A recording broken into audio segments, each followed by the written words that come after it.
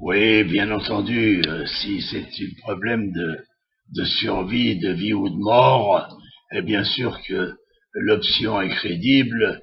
S'il faut se battre, on va se battre. S'il faut faire la guerre, on va faire la guerre.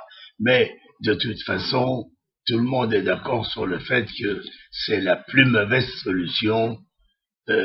Espérons qu'il y en aura d'autres, qu'il y aura d'autres sorties du tunnel. Bon. Ceci étant, quand le monde entier dit Israël va partir tout seul en guerre, eh bien non, parce que l'Amérique ne pourrait pas se permettre de ne pas rentrer dans le conflit immédiatement. Alors ça veut dire que si Israël venait à déclencher les hostilités, parce que certains événements nous feraient croire à un danger immédiat, il est évident que l'Amérique viendra avec nous. Mais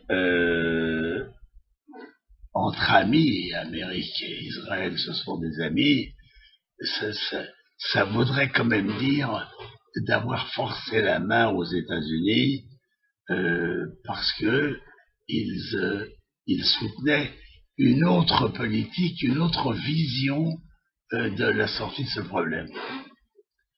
Alors bon, écoutez, j'ai déjà exposé hier et avant-hier mes vues là-dessus. Je sais que il y avait d'autres moyens de négocier. Quand il y a une ambiance de négociation, il faut la saisir. Quand un ennemi vous tend la main, il faut essayer de saisir la main parce que ça peut éviter un conflit, et les conflits sont toujours mauvais pour tout le monde.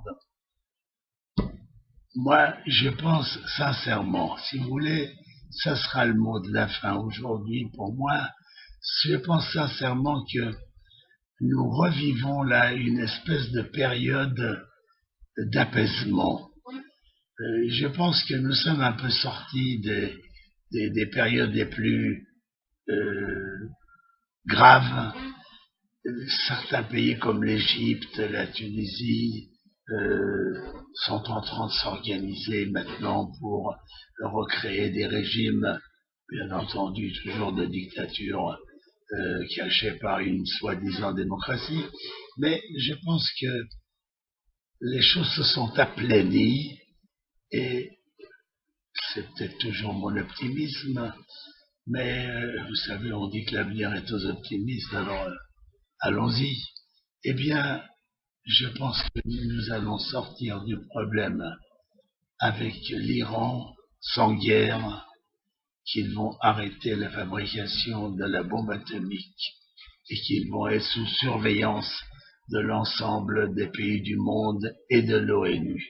Voilà comment je vois les choses dans les quelques semaines qui viennent, parce qu'ils n'ont pas le choix, parce qu'ils sont à la gorge, parce qu'il n'y a plus de médicaments, il n'y a plus d'alimentation, il n'y a plus de quoi satisfaire la population, il n'y a plus de travail, il y a du chômage. Enfin, ils sont ce qu'on appelle au bout du rouleau. Il leur faut absolument trouver une solution par l'arrêt des sanctions et de faire revenir ce pays d'Iran dans la ronde des pays qui ne cherchent pas les conflits. Voilà. Eh bien, soyons optimistes et espérons que les choses vont se dérouler comme ça, que nous allons finir avec l'Iran et peut-être avec d'autres pays, peut-être que nous allons vivre une période plus calme, plus apaisée, et que Dieu nous entende. Merci à vous. Dizengoff Center, l'espace commercial le plus vaste et le plus diversifié d'Israël. Dizengoff Center, une destination à ne surtout pas manquer lors de vos prochains séjours à Tel Aviv.